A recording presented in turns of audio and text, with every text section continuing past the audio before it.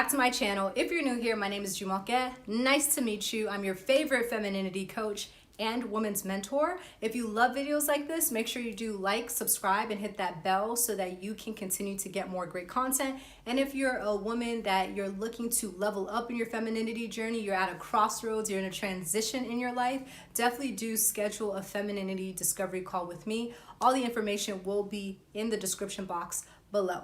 So ladies, today, what are we talking about? I'm gonna give you all 5 self-love mindsets to adopt in your femininity journey, okay? Let's go. So the first mindset to adopt is to congratulate yourself, okay? So a lot of us, we come from backgrounds that in order for us to celebrate ourselves, we had to achieve this big milestone that things were just never good enough. Like until you reach a certain place, you're not good enough. And this is also part of breaking perfectionism, but you have to be able to acknowledge the journey. You have to be able to create a culture of celebration in your life. So as a woman, like if you did something like wake up 30 minutes earlier than you normally do, congratulate yourself. Reparent your mind. Talk to your inner child. What did you need to hear when you were younger? Be like, wow, you know, I'm really proud of you. You woke up half an hour today. Good job. And you have to be able to tell yourself that and to, again, just reparent your mind, but congratulate yourself. The small wins. Don't sit here and be like, dang, at the end of the day, dang, I didn't accomplish everything I was supposed to do today. Reframe your mind and be like, you know what? I did these 3 things today. And even though I didn't get everything done, you know what? I congratulate myself. I did a good job today. Reframe your mind, all right? So the second thing that you need to do, self-love mindset you have to adopt, is to give yourself grace. So again, this kind of goes back into the last point of overcoming things like perfectionism. You have to give yourself the grace and the room to make mistakes. Because a lot of things that we think are mistakes are not really mistakes. They're just lessons. But because of childhood trauma, we've learned to internalize anything that does not go as expected or any type of mishap as a failure on our end. And that now means that we are failures, but that is so incorrect. That is so toxic. It's something that we have to just unlearn. Okay, so give yourself grace. For example, if you left something at home and you are all the way on the other side of town, instead of telling yourself like, I'm so stupid, why did I do that, blah, blah, blah, just give yourself grace and be like, you know what, it's okay. We can just go back home, or we can try to find another day, or we can just do this again tomorrow. It's okay. Things happen. And tell yourself that. Again, what did your inner child need to hear? Like you as a child, what did you need to hear at that age for your developmental growth, for your emotional growth and your self-esteem and your own well-being? Tell yourself that it is okay. The world is not going to end. Assure yourself. Okay, so just give yourself the grace. Even if you do something wrong, be like, okay, so we didn't do this so well, but this is an opportunity to grow. We can just try again next time. We could just try to do better next time. Actually verbally say these things out loud, but these are certain mindsets that you have to shift, okay? Now number 3 is to compliment yourself, okay? So find things about yourself that you like. Don't wait for other people to compliment you and to affirm you. But again, what did you need to hear growing up? Maybe you needed to hear like, wow, like you're so pretty, you know?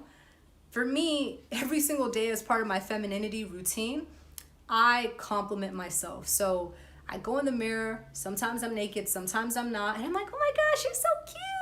So wow, look at your eyes and look at you, you're so cute. And that might seem really corny and cheesy to some people, but that's part of loving yourself. Find things about yourself that you love, like, wow, you know, you did a really good job, or wow, you do this really well.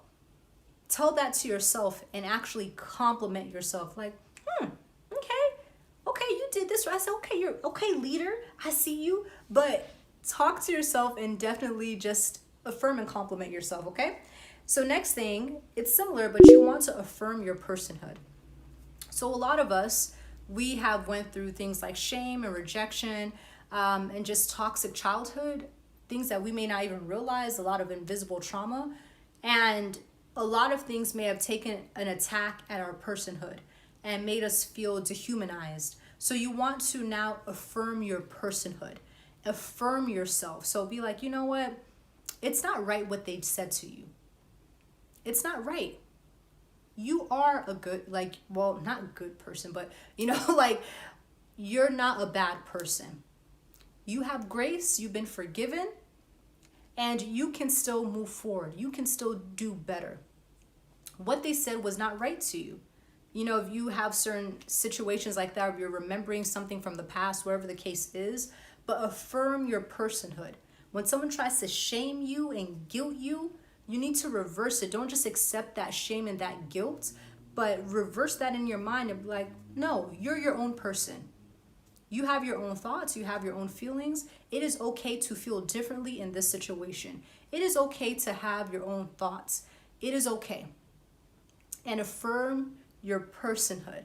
All right. But just definitely just want to speak life to yourself when certain situations happen and you're triggered. You want to affirm your personhood. Okay. So number 5 is having conversational boundaries. So this goes into, like I said, things like shame and guilt and rejection. Don't allow people to talk about you in such a way that dehumanizes you, that diminishes your personhood, that heaps upon shame and guilt. Put conversational boundaries. If someone is sitting here calling you fat or stupid, say, please, like, do not call me those things.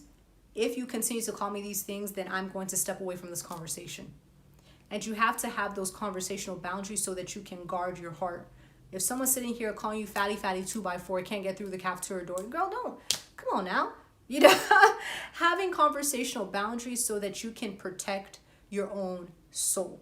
Okay, so however way that looks, I don't know what your conversational boundaries will be, but definitely do make sure that you do that so that you can continue to love on yourself. That's a form of self-love, is having conversational boundaries and not letting people speak death into your life, speak word curses over you, having those boundaries and rejecting those things that were said about you and not internalizing it. Okay, so yes, ladies, did you enjoy this type of video? What other type of self-love mindsets would you adopt? Make sure you do leave a comment, and also just leave a comment of how you feel about these things. I love hearing you all's story. So definitely do just say how this has impacted you, how this has affected you, if this was helpful. Make sure you do leave a comment. And lastly, if you're a woman, come to our conference, My Ministry Single on Purpose. We are having our 2nd annual conference. It's hybrid in Atlanta and online. Make sure you do grab your tickets. All the information will be in the description box. It's from July 30th to August 1st, 2021. All the information is in the description box. But until next time, we'll see each other again. Talk to you guys later. Bye.